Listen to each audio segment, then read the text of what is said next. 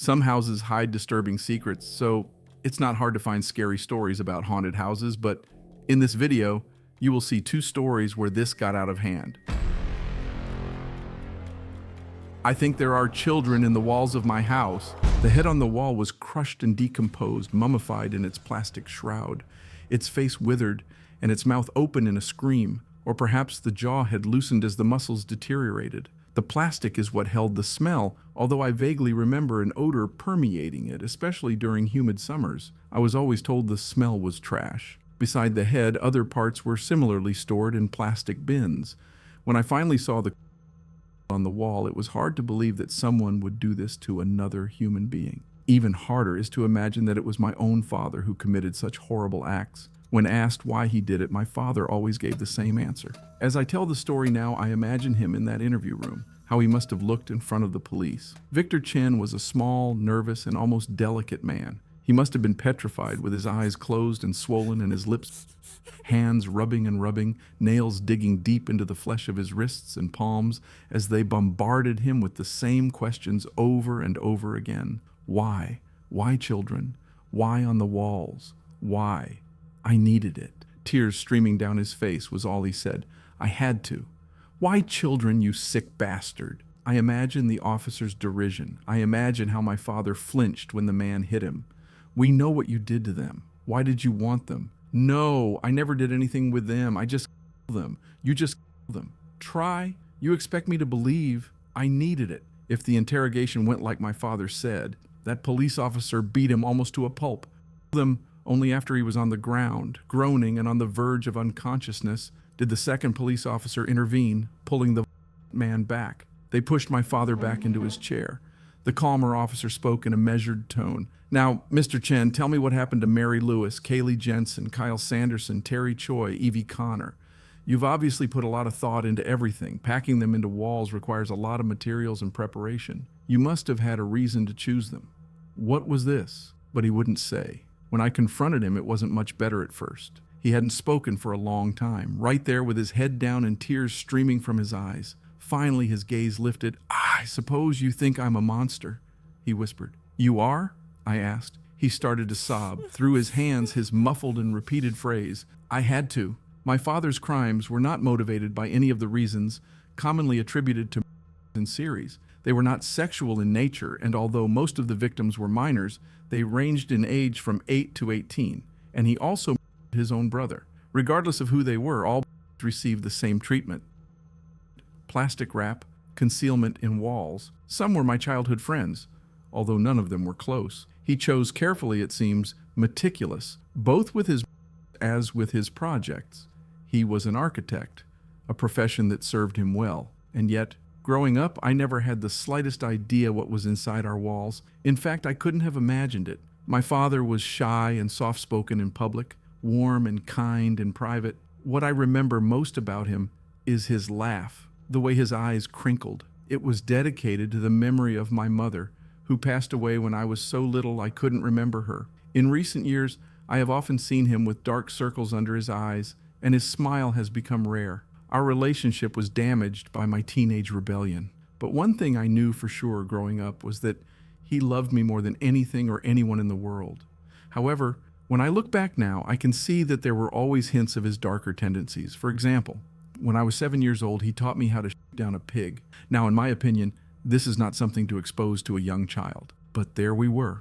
A pig sprawled out on the basement table, eyes glassy and mouth open, the blood dripping from the head for shoes. He explained that instead of buying meat in expensive packaging, we could save money by freezing the meat ourselves. Of course, I screamed hysterically. He clicked his tongue off the feet and throwing them into a bucket as he reminded me how much I loved bacon.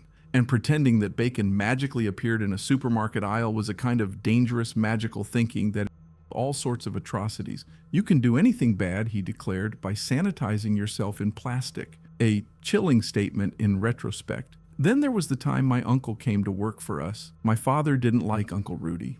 I understand why better now, but at the time, all I knew was that Uncle Rudy was always borrowing money. At the request of my grandparents, my father, who was never rich but earned enough to live comfortably, hired Uncle Rudy to do some work on the exterior of the house. There were strict parameters that my uncle had to follow. Some of them were sensible, like not drinking alcohol, but other precautions struck me as especially harsh. For example, my uncle was only allowed inside briefly to go to the bathroom, and at all other times, even for lunch or water, he had to remain outside in the blazing sun. But, as was often the case in those days, my father was not always there to enforce these rules. One day, when I had trouble at school, my father was nowhere to be found. It was Uncle Rudy who picked up the phone and agreed to come get me. At home, he gave me a Coke. My father only let me have soda once in a while, claiming it was bad for my teeth, and told me that the girls who bullied me were a bunch of idiots. I laughed, reveling in his rebellious language and feeling an immediate kinship with him. After that, while my dad was working, I would invite Uncle Rudy to sneak in and watch TV with me. He was always smiling and friendly, and when he started drinking beer while I drank soda, that was our little secret. We were both breaking my dad's rules. Then one day, while we were sitting on the couch watching TV, he squeezed me and told me I was a special little girl. I didn't know how special it was. His breath stank of beer and his sweaty, hairy arm was draped over me. I didn't like his face being so close, but I didn't know what to do or say, and he kept rubbing my back, his hand sliding under my cotton shirt, his fingers warm on my skin. He leaned his head close to mine, his lips against my ear, speaking softly like he was trying to make me feel better, only he made my insides squirm. That's when my father came home. Uncle Rudy retreated immediately when the door opened, but my father must have suspected something because his eyes narrowed to slits. He sent Uncle Rudy out to finish the job and immediately sat me down to ask what happened. He was asking me about school. For some reason, I felt compelled to protect my uncle.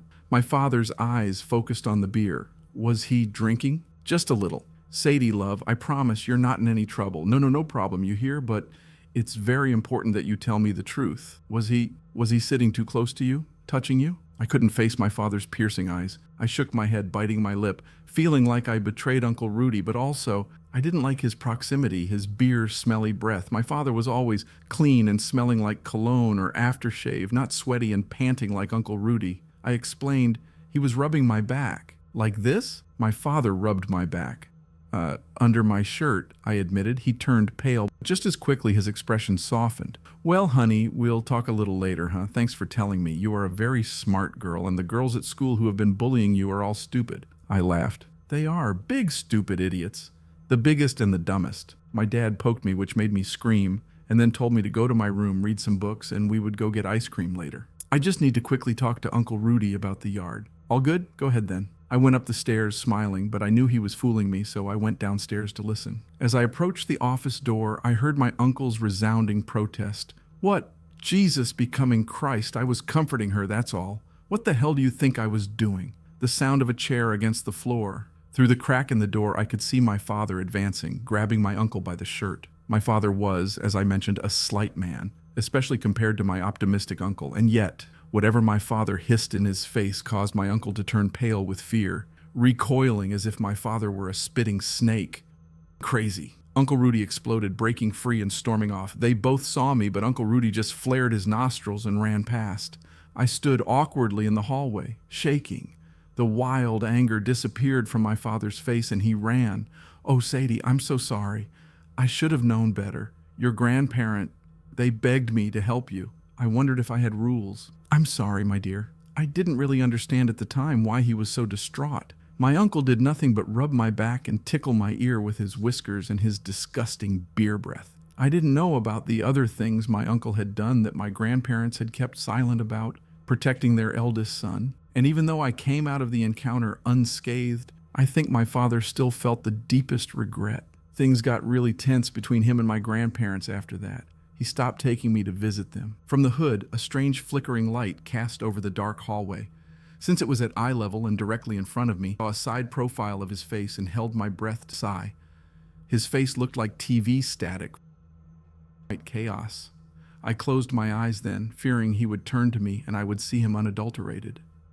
In the quiet moments, as I waited for the door to open, I thought about the other weird shit I've heard about so far. Tony had found almost a dozen animals dead around the perimeter of the apartment the last few days. Talk about the state he found them, and I wondered if they looked like balls of butter, flayed and crucified.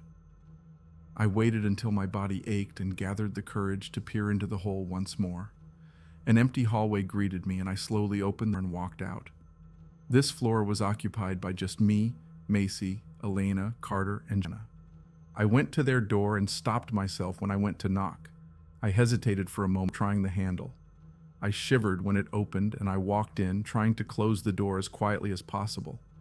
I called out to them in a low voice, but as I looked around the empty room, I felt silly.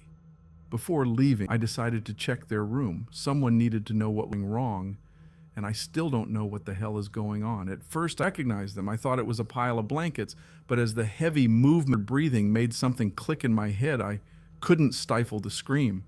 This caused heads, or more appropriately, lift up to stare at me, and I was under illusions of what it was like. Carter and Joanna were permanently united by groin, chest, and mouth. They were missionaries. When this happened, Carter had his body stretched out over Joanna's arms and legs around his torso, waist, and in this. At first I thought they had been skinned, but the more I looked, the more it seemed like the flesh had peeled. He got down on all fours, if you can call it that, and let out a breathless grunt in both male and female voices. The joined mouth smiled at me, and when it took a step toward me, I finally recovered. We both ran at the same time, but it was slowed by the dimmed mass. But the distance between us was still too small for any comfort as I ran down the hall towards my room. I thanked God I hadn't locked the door when I opened it and turned to close. I screamed the moment I came face to face with the abomination, and wasting no time, I fled and locked the door. The handle a few times before resorting to soft and deafening bangs and then silence. Now it's just waiting for me, but what I fear most is that whatever did this to them will come, drawn by its and do the same to me. It's been out, but the sun hasn't risen yet. I tried sleeping in the bathtub. I couldn't stand the proximity of my bed to Carter's.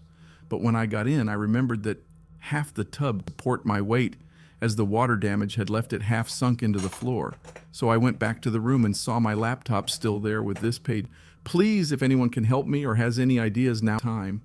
I don't know how much time I have left. Just now I decided to peek out my window and was greeted by a gloomy darkness, but what really scares me are the few gaps. Occasionally, lighting flickers across the sky and illuminates the world below, a lifeless sea of sand. The lighting came in bright flashes, smeared with black and white patterns like TV static. A lot happened since my last post, but I wanted to thank everyone for the suggestions, mainly the bathtub suggestion. Salt is ineffective against anything that's going on. My lesson about trying to eliminate static. I haven't slept since, and Joanna and Carter are still around the hallway playing with me. I can only imagine whatever distorted their bodies also distorted their minds. I thought I was screwed, but then I remembered the bathtub. I went there with my backpack full of a few bottles of water and my laptop. Management have known this for 6 months. Water penetrated the walls and began to rot on the floor, much so that the end of the bathtub was visibly sunken. When I showered, end of the drain, to fall to the floor.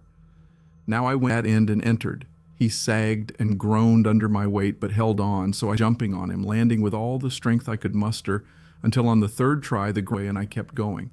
I landed badly, breaking my side on the My bathtub and part of the floor were in the downstairs neighbor's bathroom. Removing bits of debris, I struggled to my feet and walked out into the living room. A single mother named Naomi lived here with 2 young children. I had never spoken, but I had a brief interaction with her son, who asked me my name of all things. I knew they often spent the night at her baby daddy's house. Again, Elena and his gossip informed me. And that was true tonight. The room and bedroom were empty, and I was grateful. I tried to fall to the ground, wasn't exact, and if there was anything else out there, it was certainly heard. I ran down the hallway in long strides, trying not to look, as you couldn't help but notice. A section of the brick wall was bleached monochromatic, black and white, and back to faded red. I didn't stop to watch. I had to keep watching. Only when I found several doors of blood did my pace slow down. But I didn't stop. I tried not to think of people who lived there or what had happened, but by now the apartment should be full of the sounds of life instead of the dark, oppressive silence I was in. Drowning. I got to the stairs and practically went down a flight of stairs to the second floor, blood pumping and hot. I was running now. This hallway was warped like the one floor, but in much more extreme ways. Not only had the walls narrowed, but they were also tilted, warping and turning at an angle until the corridor was almost spiraling. I had to slow down until I stopped to get my bearings, as everything was very dizzying. The floor beneath my feet went from faux wood laminate to smooth stone, felt almost slippery. The brick walls had melted into a sticky, stained fabric draped over what appeared to be a railing made of the same stone. It looked almost organic, but at the same time it could be woven. The thick hanging threads of sea anemone tendrils, and I shuddered at the thought of touching them. So I forced myself to run once more, passing through an open door into a room perfectly shaped, divided in half and floor. The pile of intestines between the two halves, writhing and rising into... It scared me enough that I ran through the next open door with my squeezed shut. It was Harold's room, and I dreaded seeing what had happened to him. On my side, when the hallway finally straightened, half dozen doors closed. But when I reached the doors that lined the hallway, one on my left opened with incredible force. Skinned hands of black emptiness reached out to grab me, and I spun out of the way just before they made contact. But momentum and stumbled on the cold, slippery floor. I tried to get up when the door to my right opened, and Sarah Paul emerged from it. I knew it was her, corrupted form flayed and covered in tumor-like growths. The deceased woman merged into her, scooped it to move forward. Flesh made this difficult and tangled up around the wheels, but it still moved forward slowly. Its abdomen opened into a hole, and with a shudder and a grunt, a vile, bile-like fluid as it vomited a small figure onto the ground before me. A newborn got up at the same as me and followed me in my panicked run down the rest of the hallway to the stairs. The thing the size of a made of diseased and partially digested tendons screamed quickly like a child, joyful distance between us with a jump. It was my turn to scream as I tried to shake it off. As it moved up toward my shoulder, I grabbed the thing with my hands and ripped it off. The flesh was gelatinous, and my fingers snapped in a way that made my turn. "Telf!" the thing was said in a voice that I found vaguely familiar. Repulsion led me to throw him at the wall. The strength I could muster, and his body splashed on impact against the wall that had returned to normal. He let out a small groan of pain as he slid from the wall to the floor. As I ran, he spoke in an agonized whisper that I couldn't get out of my mind no matter how hard I tried. "Chris, why? I just wanted to play," he said, and I had to suppress a sigh as I climbed the flight of stairs to the first-floor lobby. The only child who knew my name here was Naomi's son. They shouldn't be here. Not tonight. One can help me or has any idea. I wanted to play. Left. Just now I decided to... And I had to peek out my window and was lobby. The only few gaps in it. Across the sky and illumined a light. The lighting came in bright flashes. But during the long trip, Mickey and I had a heated argument. I don't remember what it was about now, only that I called her silly and superficial, and she called me selfish and melodramatic. Before I knew it, I was heading home by taxi, as I couldn't bear the embarrassment of giving up on the trip and having to be picked up by my father like an immature baby. I cried the whole time, so I suppose, yes, I was being quite melodramatic. It was past midnight when I finally entered the house and was greeted by the sound of knocking. I stopped at the door, mouth open. My father didn't tell me about any reform plans, but the lights were on upstairs and banging sounds were coming from my room. "Father?" I called. Immediately, the knocking stopped, the rustle of plastic and hurried footsteps. My father left, closing my bedroom door once I reached the top of the stairs. He looked panicked. "What are you doing here? Why are you in my room?" All I wanted to do was throw myself into bed, scream into my pillow, and cry about my ruined trip. The last thing I needed was for my dad to be having one of his mood swings in the house, especially not in my room. "Renovations, you're not supposed to be back until Monday." Mickey was being a... I tried to walk past him, but he blocked my path. "No, there is asbestos. It's dangerous to breathe. You're not wearing a mask." Suddenly suspicious, I felt a surge of anger. Indignant that he had violated my privacy by entering my room, and maybe, just maybe, a suspicion of some darker secret awakened in me, a flicker of fear.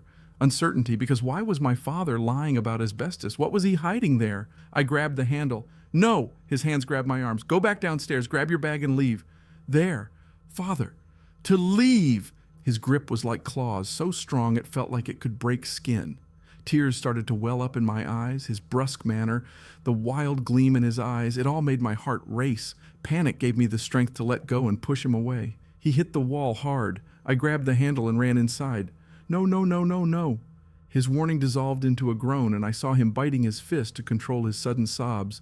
I slammed the door and locked it behind me, scared. I'd never seen him in such a state. And then I turned around and saw what he was hiding. My eyes roamed over my belongings, arranged in a corner of the room. I realized these were all the items in my closet, neatly sorted and stacked, much more organized than the sloppy pile I usually left. The closet door was open, and the frame of a false wall was partially built at the very bottom, shortening the entry space by about a foot. Stuffed in this area were plastic cans and plastic bags, but my father hadn't finished shoving them all in there yet. One of the bags, tightly wrapped and wrapped in layers of plastic, was on the floor at my feet, as if it had been dropped in a hurry when he heard my call. I bent down to lift it, turning it in my hands, and then I gasped. The bag fell from my fingers. Hair? That was a head with black hair? There was another bag nearby, a simple Hot Topic plastic bag. It contained a crumpled women's t-shirt, ripped jeans, a jacket, none of them mine. Another box contained a pair of well-worn Doc Martens. I looked at the bag I dropped with my hair. I pushed with my toe.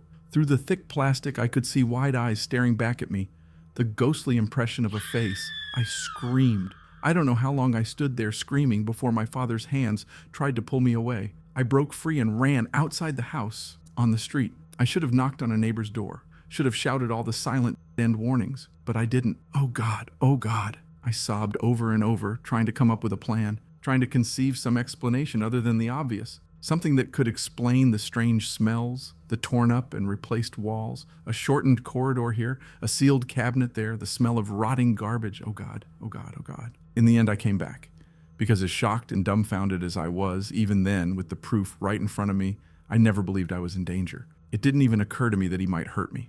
I went straight up. The bedroom door was closed. From beyond, the hum of a drill, rustle, shuffling, more drilling. He must have heard my return, but continued his work. I sat with my back against the door, picked up my phone from where I dropped it during our struggle, and called 911. Speaking very quietly, with tears streaming down my face, I told the dispatcher what I had seen. After the police arrived and my father surrendered, I went to stay with my grandparents while the house became a crime scene. I went back to my hiding spot and waited for it all to be over, waited for them to leave, and they did. Walking down the hall, past the stairs, to the basement laundry room, to the common room. It's been hours and they still haven't emerged. I took the time to try and silently search the manager's office. Next of fine pulp still had the crying face of Mr. Roderick, our landlord, and I answered, knowing it would be of no use to me if I faced those cultists or the pain entity. What I did know was that Harold had a role to play in this one way or another, and that his room was just one floor up. If there is any chance of escapes, it will be there. I won't hear back from him. I'm dead. I'm sure the way anyone outside this hell can help, but I still ask you to wish me luck. I certainly know I'm going to need it. Rochester Heights has always been hell. I know that now. I mean, I never doubted that some of the people here were idiots, but the time I had to reflect, I realized how destitute or cruel they were to each other. Maybe when people like this, with no purpose other than housing, things arise. I read once that to them I was nothing but a sullen shadow, partially remembered. Once my landlord forgot I lived there and had Tony prepare the place for a new tenant. Now I'm not so sure I care that much. Being one of the forgotten ones may have saved me. I was ready for the horrors of the second floor hallway, finding my hands grabbed overhead, accidentally severed one of my hands at the wrist. Stepping back, I used the tip to crush another grabbing hand until I asked them. Sarah Palmer was next, around on her scooter to face me. But it was too late. The tip of the axe sank into the soft flesh like putty, and when I released the axe, half her fell off. I heard her laugh as she passed.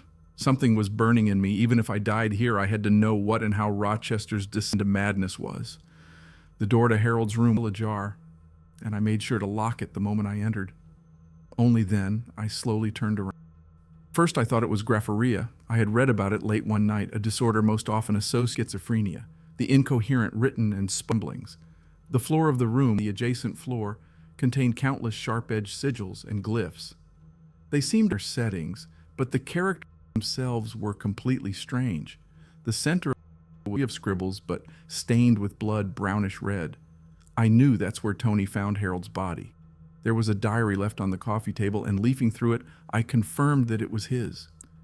In the few minutes I had in that, didn't have much to really understand its content. I still have it, and it's been hours since then. I've only been able to come up with a rudimentary understanding of what I'm doing. I'll summarize it here as best I can.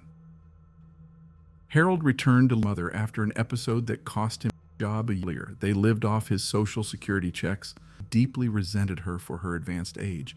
Day, she woke up with less of her mind intact. He was also having problems with extreme frustration and began deliriously to Joanne's politeness as a sign that she wanted him. The confrontation with her boyfriend Carter was the breaking point. It wasn't the reason he did all this, the final straw. But he had reason to reason here and detailed all his grievances, big and small. The difference between being someone left out but still scrutinized with a supposed threat like Harold and being forgotten like me. In its pages of detailed slights, my name never appeared. My existence failed to register with someone who was uncomfortably similar. It made me feel bitter, and I don't.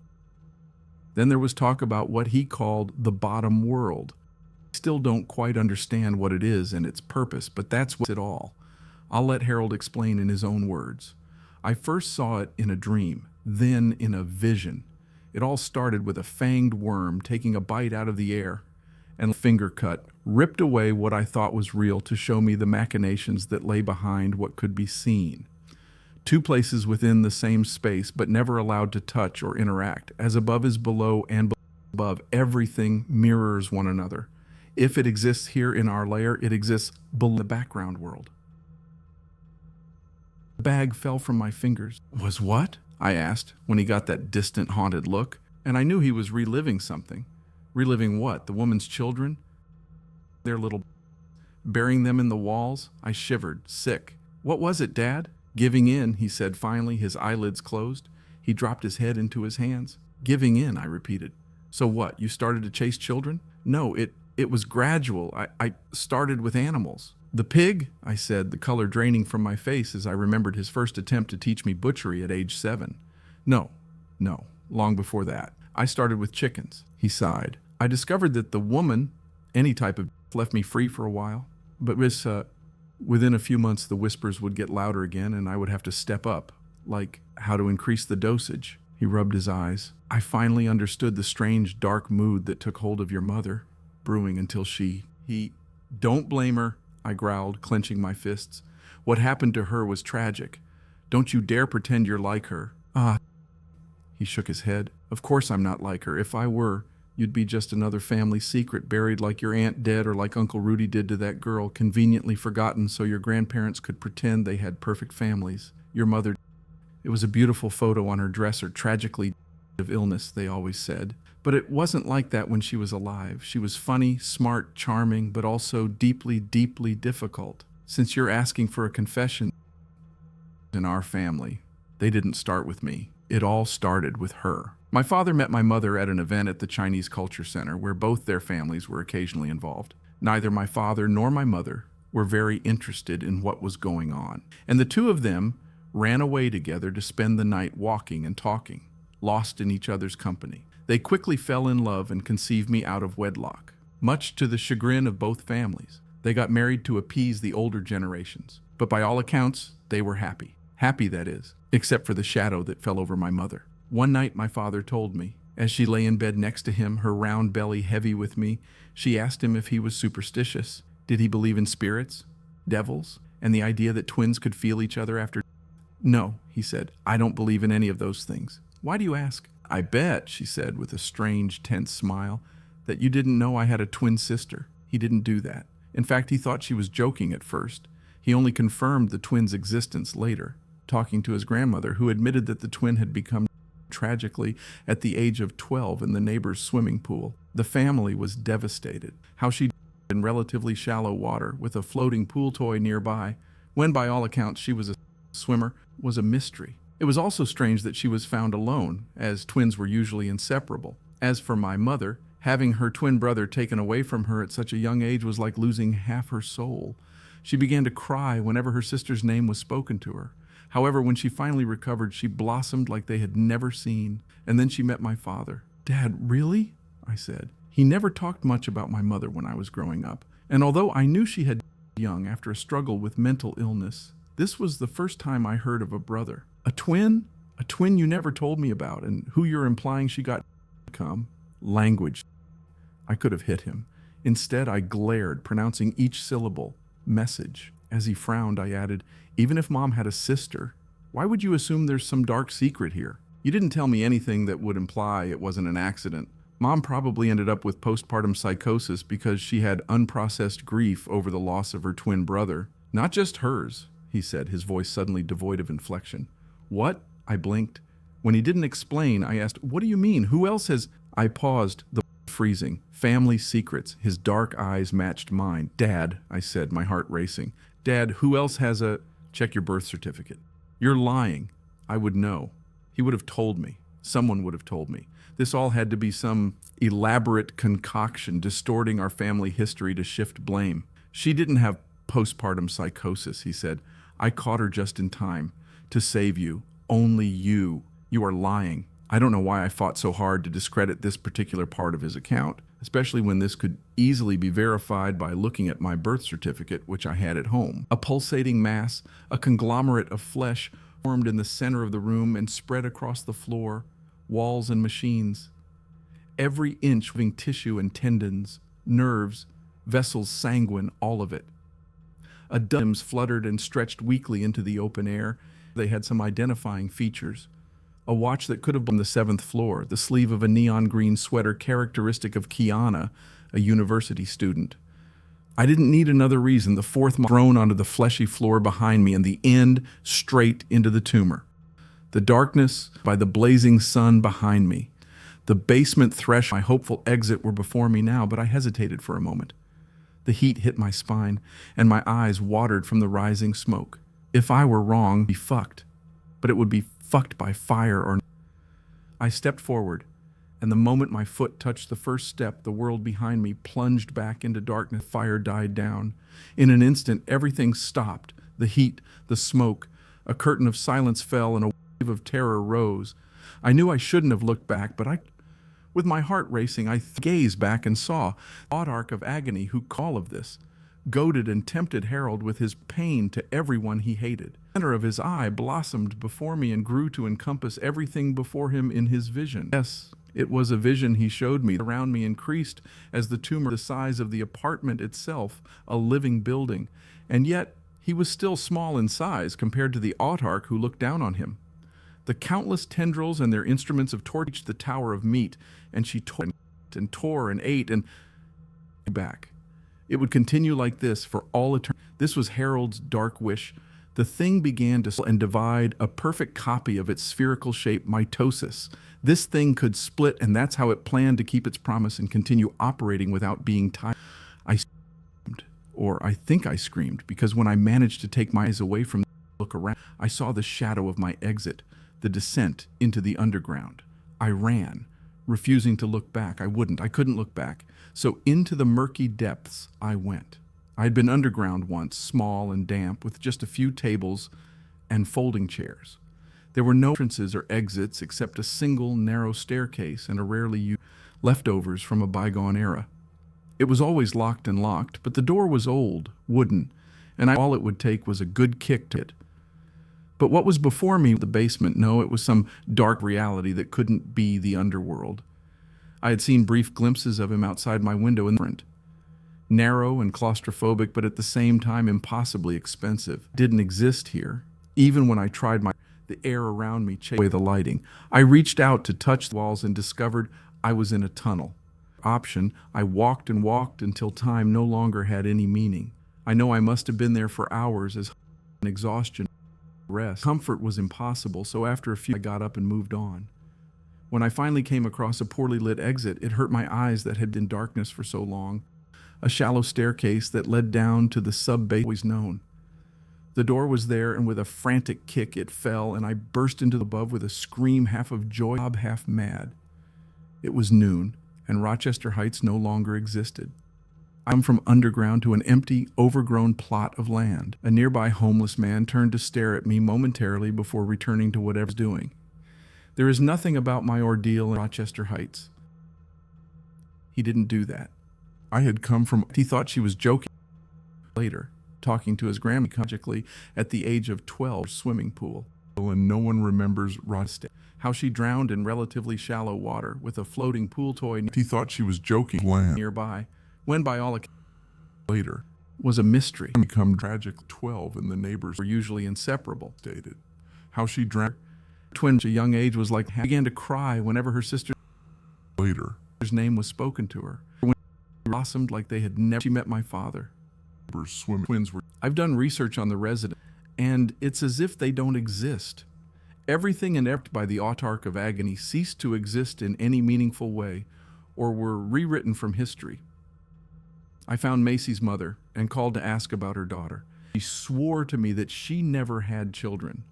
The company that owns the lot told me it has been, and on the market half a year. Haven't been the same since I escaped Rochester Heights.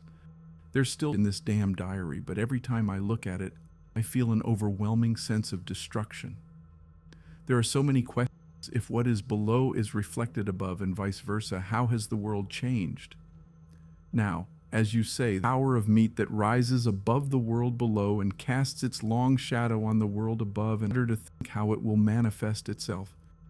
I know Rochester cast its shadow over me, darkened my heart in one way or another. The people there didn't deserve to them, and Harold deserved better. But through hate or love, their gaze escaped me. I once resented it, but now I find solace end, and I will never be okay. But ask their hateful world, but a shadow in my place. Easily be verified by I know Rochester looking at my birth certificate, a pulsating mass, a conglomerate of flesh. The people didn't deserve walls and machines. Every inch was living tissue. Find solace in it. And tendon, nerves, vessels sang. Okay. A dozen limbs fluttered and stretched weakly into the world. Nothing but a shadow in my. Or they had some identifying features. Watch that could have belonged to Jose from the heuristic of Keanu. I didn't need another flesh. Molotov was through. The people there didn't behind me, and the end straight into the tumor. Darkness was on me. My hopeful exit were before me for a moment. The heat hit my spine, and my eyes watered from the rising. The world will song. I was fucked, but it would be fucked by fire or not.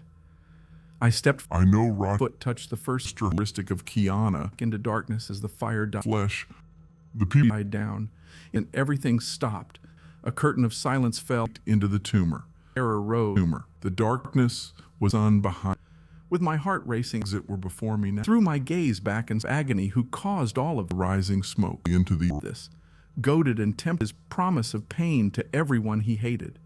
The center of his eye blossomed before me and grew to encompass everything before him in his first step, the worst vision. Yes, it was a vision he in an instant, everything size of the and yet he was still in size compared to the autarch who looked down on him. The countless rose, and she tore, and I threw. Everything grew in eternity. This was Harold's dark wish. The thing, the center of his eye, a perfect copy. This thing, that's how it planned to keep it. Was a vision he being tied to it.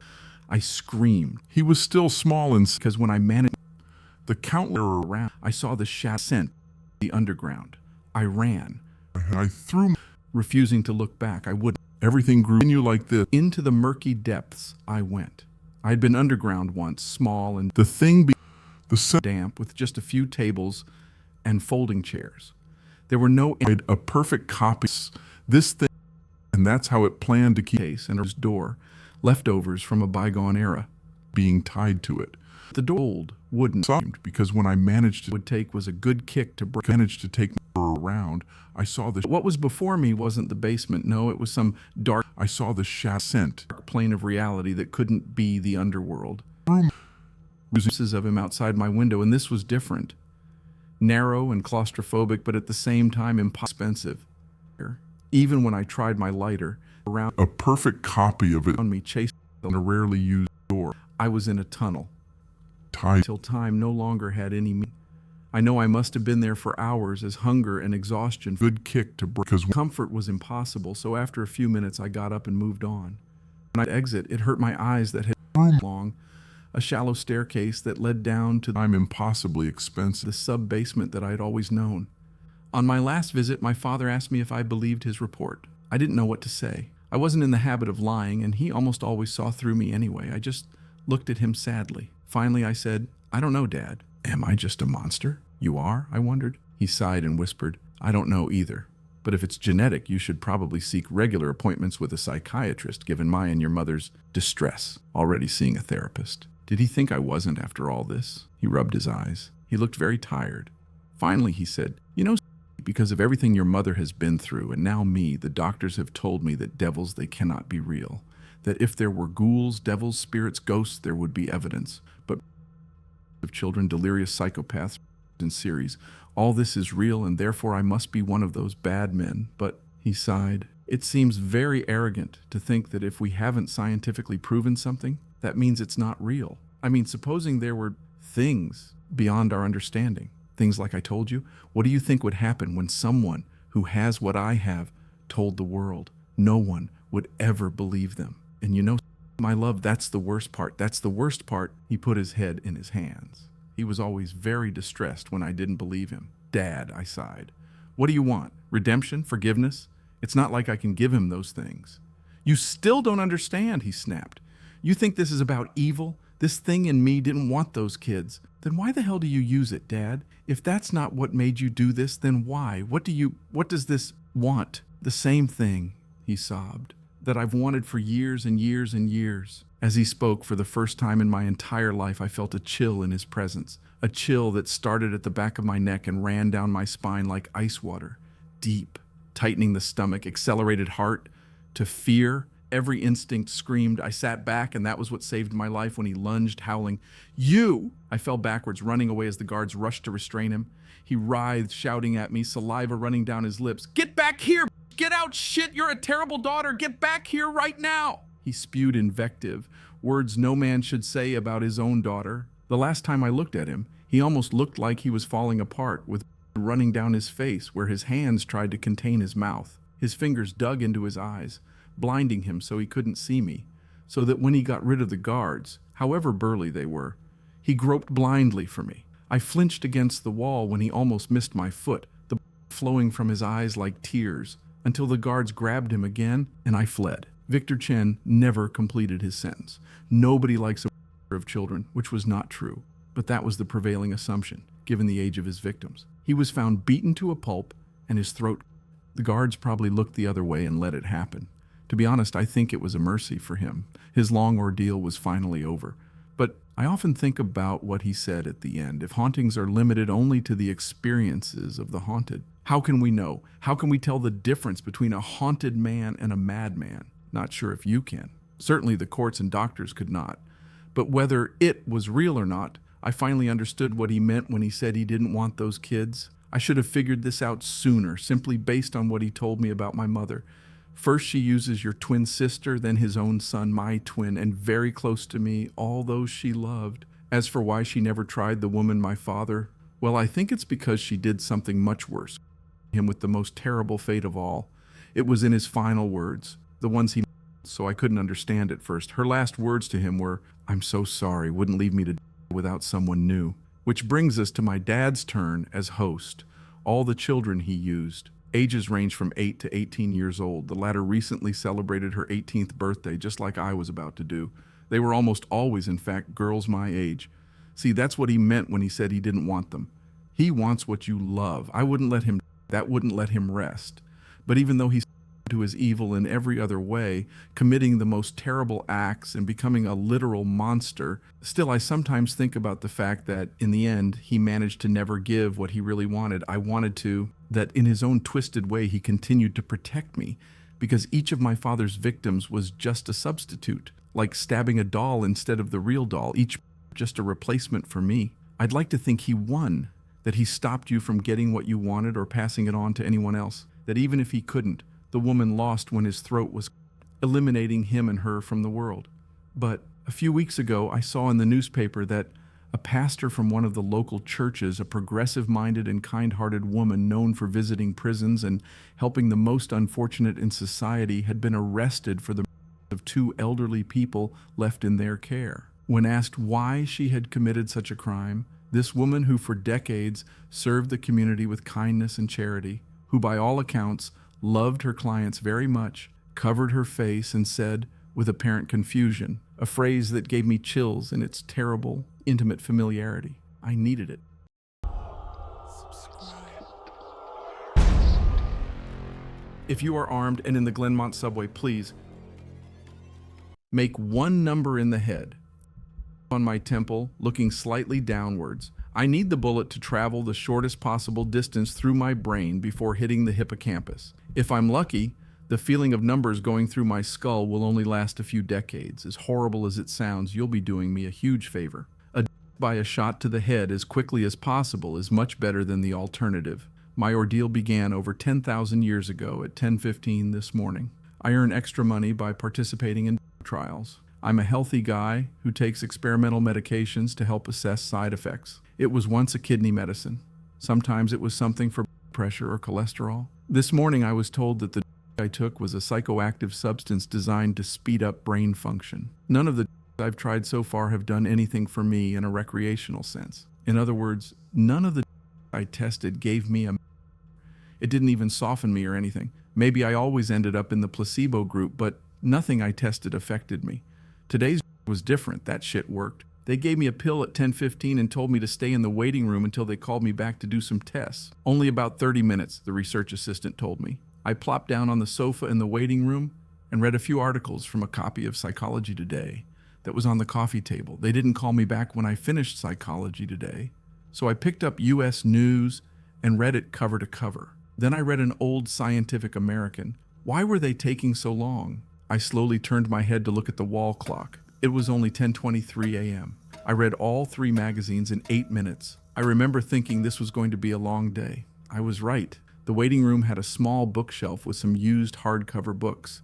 And when I got up to go to the bookshelf, I felt like my legs were barely working. It's not that they were weak, they were just slow. It took me a full minute just to get up from the couch and another minute to take 2 steps to the bookshelf. I looked through the old books on the shelf and picked up a copy of Moby Dick. My arms had the same problems as my legs. Just putting one foot in front of me to get the book took a long time. I actually got bored just waiting for my hand to reach the spine of the book. I went back to the couch and collapsed onto it in a slow-motion fall that reminded me of the astronauts' low-gravity jumps on the moon. I opened Moby Dick slowly and started reading. I started with Call Me Ishmael and got as far as Ahab throwing his pipe into the sea, which was in freaking chapter 30 before they called me back. "How are you feeling?" the research assistant asked me. "I feel sluggish," I said. "In fact, it's the opposite. Everything seems slow because you are so fast. But my legs, my arms, they are moving in slow motion." Your body feels like it's moving slowly because your brain is fast. Your brain is working 10 or 20 times faster than normal. You are thinking and perceiving reality at an accelerated pace. But your body is still limited by the laws of biomechanics. Frankly, you're moving a lot faster than a normal person. She faked a running motion. But your brain is working so much faster now that even your brisk walk seems very slow to you. I thought about my failure in slow motion on the waiting room couch. Even if my muscles had slowed down, my body would still react to gravity in the same way. But in the waiting room, I even fell in slow motion. The sluggish muscles couldn't explain why gravity seems weaker. My brain was at warp 10. That's how I managed to read 3 magazines and the first 30 chapters of Moby Dick in 15 minutes. They ran a series of tests on me. The physical tests were fun. They made me juggle 3 balls, then 4, then 6. I had no problem keeping 6 balls in the air because they seemed to move very slowly.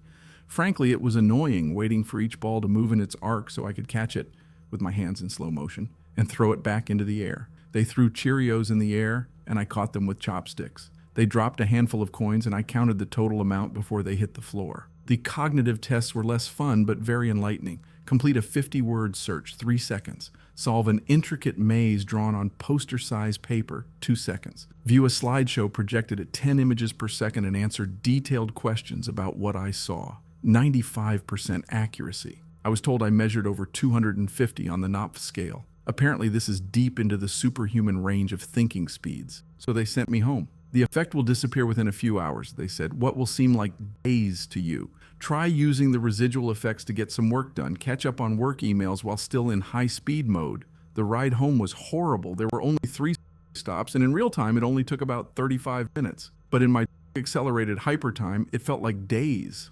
Days. Getting from the medical research room to the elevator seemed to take an hour.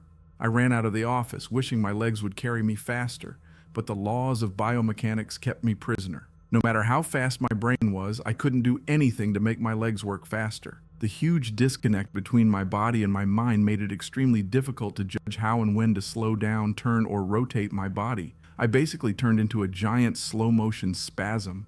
I misjudged my speed and hit the wall near the elevator button at a pretty good speed. Although I could see the wall coming towards me, I couldn't get my finger outstretched to press the elevator button to move away fast enough, and I stuck it against the wall, hard. The pain was intense. If my brain had been functioning at normal speed, it probably would have only hurt for about 30 seconds. But in my accelerated state, the intense pain seemed to last half an hour, 45 minutes maybe. The elevator ride was horrible. It felt like I spent 4 or 5 hours going down 7 floors, with nothing to look at other than the inside of the elevator. I ran to the subway station. I confess that this part was almost fun. Even though my body moved at a speed that felt super slow, I could still carefully choose how and where to place my feet, swing my arms, and twist my torso. It only took a block or two to get used to having a brain that worked 24 times faster than my body. So I basically danced the rest of the way, spinning and jumping between people on the sidewalk and dodging moving cars with inches, aka minutes, to spare. I spent an hour on my own time getting off the subway and running to the platform. Endless boredom waiting 6 minutes for the red line train to arrive. Although there was more to see on the subway platform than inside the elevator, it was still extremely boring. I should have stolen that copy of Moby Dick. The red line train entered the station in slow motion. The normally high-pitched screech of his brakes was changed in frequency by my racing mind to a long, low tone, like a monotonous tuba solo. It wasn't just the subway train noise that was 3 octaves lower than normal. All sound was reduced to the point of almost inaudible.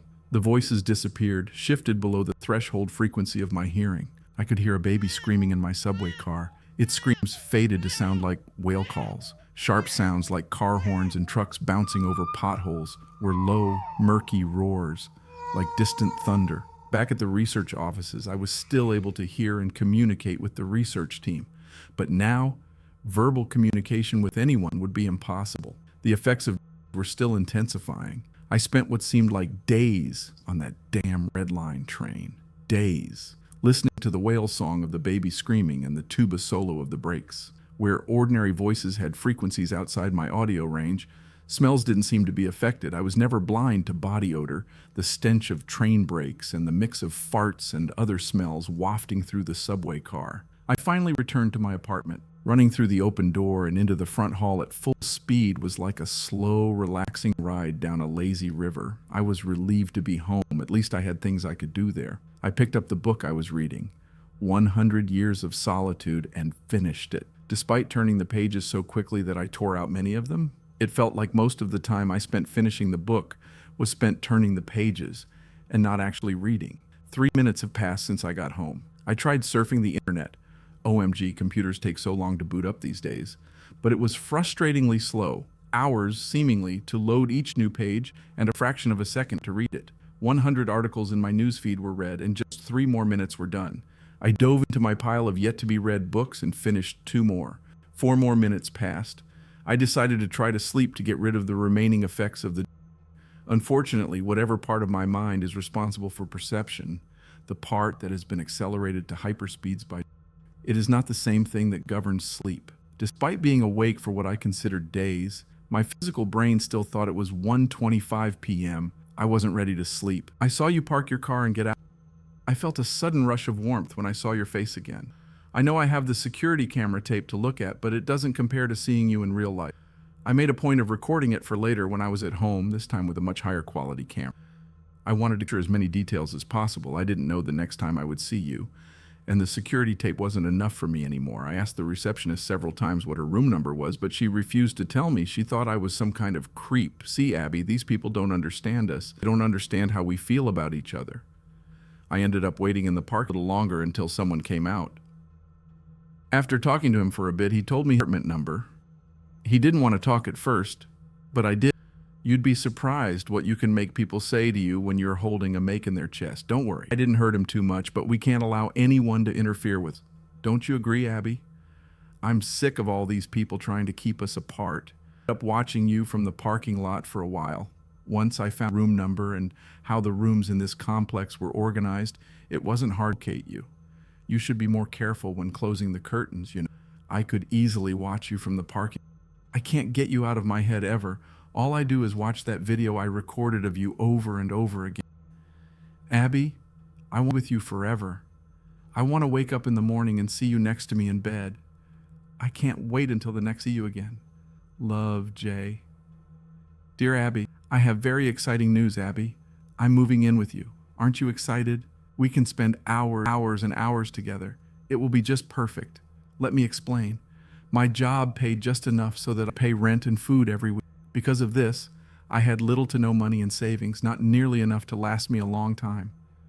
When you withdraw this flow of money, it doesn't take long until you have nothing left. I managed to survive for a few days. Only today did. This will actually be better than I originally thought.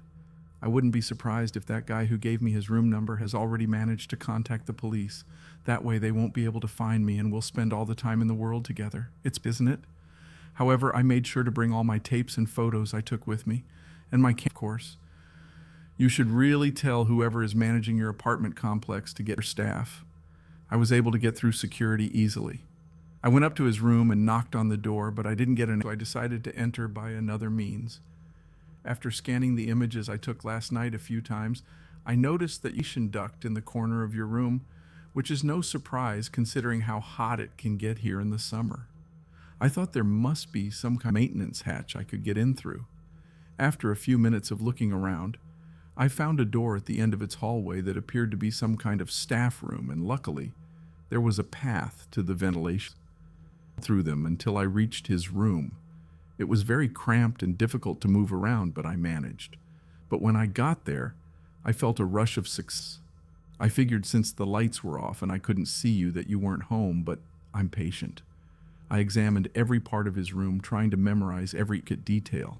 Your scent overwhelmed me as I sat there. I smelled it briefly both times I saw you in the store, but never this strong. It was mesmerizing. I couldn't put my finger on it, but it reminded me of something. It was almost like peaches. I sat there hunched over for a few hours, although I learned to be extremely patient. I can sit completely still for hours at a time without moving a muscle. No one would notice me. So, you finally got home. I felt a wide smile form on my face the second I heard the door open. There you were. Of course, you didn't notice my presence. The light in your room seemed to be at a perfect angle so you couldn't see any vent after the first few inches. I tried to contain my excitement, but I started breathing heavily. I tried to cover it up as I could, but it was difficult. You looked straight at the ventilation. I was silent. After a few seconds, although you seemed to lose interest, it made me. This was the perfect location. I could tell it had scared you. All night you over in your sleep to look at the ventilation. People seem to be aware that when they are being, it can make them panic completely. Don't try to pretend, Abby. I can tell when someone is awake, when someone is scared. Sleep is impossible. Why are you so scared anyway?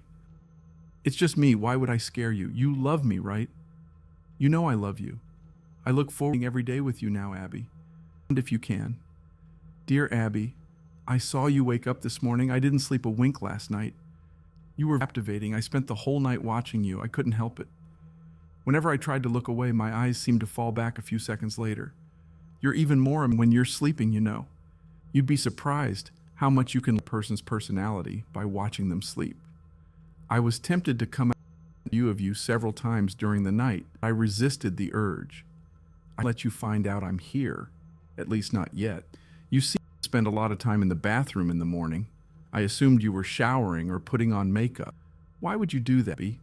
Anything you could do to change your natural appearance would only cover up your true beauty. You do that. Don't you want the whole world to see what I see in you? You left shortly after, for at least that's what I assumed. After careful iteration, I decided to exit the vent. I slid my hand through one of the slots and felt for one of the screws. The vent was very smooth, which made finding them very easy. Grabbed one of them and twisted it as hard as I could, managed to get it out. I did this with all the other screws and finally removed the grip. The first thing I did was go to the bathroom. I quickly discarded everything I found that you could use to mask face. That stuff disgusts me. This way, everyone will be able to see what you really are like. I also found something else there, his hairbrush. I grabbed it and held it close to my face to examine it. All blue with a very thick, rounded handle. But that what interested me, the hair. That's what got me so interested. It took me a few minutes to pull out everyone I could see and line them up on your counter. I counted them, got 59. Much. I quickly took them and put them in my pocket. I spent the rest of the day going through your stuff to find out more about you, your interests and such. I assume you're a big movie fan, Abby. I found your back of your closet. I must say it was quite impressive. I found something else that made me furious, a photo of you with another man. I felt disgusted just looking at him holding you. He owned you. I'm the only one who can have you, Abby. No one else. Around 8:30, I thought I'd start heading back to the vent since that's usually when you get back from work. Then I had another idea. I looked at your bed. Blankets were hanging low enough on the floor that you couldn't see under the bed unless they were lifted. First, I screwed the ventilation grill back on and slowly slid it down with a smile on my face and waited for you to get home. When you finally walked in, you looked slightly pale, and I noticed someone else walked in behind you. They were talking to you about hearing noises coming from you during the day. I mentally screamed at myself, I would need to be more careful from now on. Going under the bed was a good idea, as obviously his first thought was to check the ventilation. You thanked the person, and they left. Finally, you and I were alone. I sat in silence until you went to bed. It seemed like an eternity before you went. I wanted to take a look at you tonight, and this was my chance. You lay in bed and turned off the lights. I was cautious, though. I waited for hours to make sure you were asleep, and when I was sure you were, I slowly slid out of bed. I saw you there. You looked absolutely stunning. Every curve of her body was perfect. Every little detail was beautiful. I was amazed just looking at you. I reached out my hand and started caressing her face. It was as soft as silk. I felt myself starting to get a stand. Her beauty was irresistible. I slowly lowered myself and began to give myself pleasure. I tried to control myself of waking you up, but I couldn't help it. I felt pure to see. Everything about you was perfect. Suddenly, you seemed to turn over and started to wake up. Horrified, I quickly slid under the bed, trying to stay as still as possible. A few seconds later, I saw you get out of bed and look around. I could fear without even looking at you. You should feel calm with me next to you. I will protect you, Abby. No one will ever touch you but me. I would kill someone for you, Abby. I made a point of mention today. You didn't bring my letter from yesterday or any correspondence. You just check your mailbox. I'll change that. I'll leave this one on your desk tomorrow. You just shouldn't check your minutes of looking around. That appeared to be. Luckily, there was a path to the ventilation. You just check your openings. If you are armed and in the Glenmont subway, please, me.